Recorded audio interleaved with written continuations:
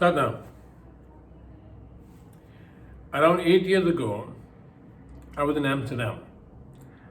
I went to meet a friend of mine who was a Kundalini yoga teacher, and he was teaching a class. And I sat through the class.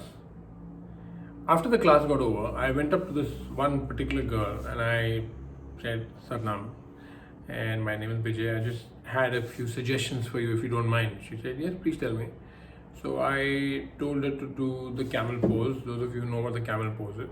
And I told her to find these two ropes, which like what we use in Iyengar yoga. Those of you who know Iyengar yoga will know what I'm talking about. You hold these ropes and you come out and you just burst your chest out open. And then I gave her like a couple of more exercises like that, some more kriyas and some mantras. But she thanked me and she left. My friend finished his class, finished talking to everyone, wrapped up, and he said, what were you talking to that girl about?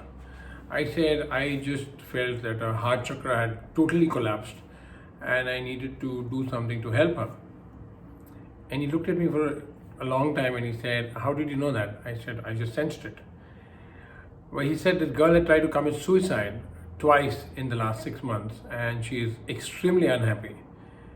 And that was the situation. So I said, well, we should tell her that what I suggested that she should do in terms of kriyas and opening up the heart, that will help her. But he said, how did you know? I said, I don't know. I just knew.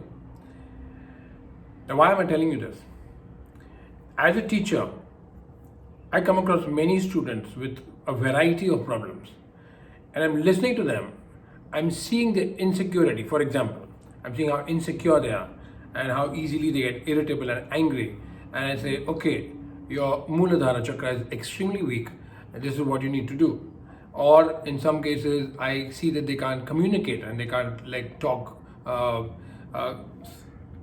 Either if they have a problem with the voice modulation or they have a problem in communicating or saying exactly what they're feeling, which means the Vishuddhi chakra has collapsed and you need to repair that.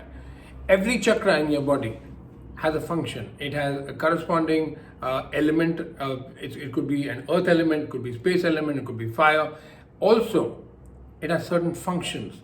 It has a certain control over certain aspects of your life which are extremely important. All of these 7 chakras regulate your life.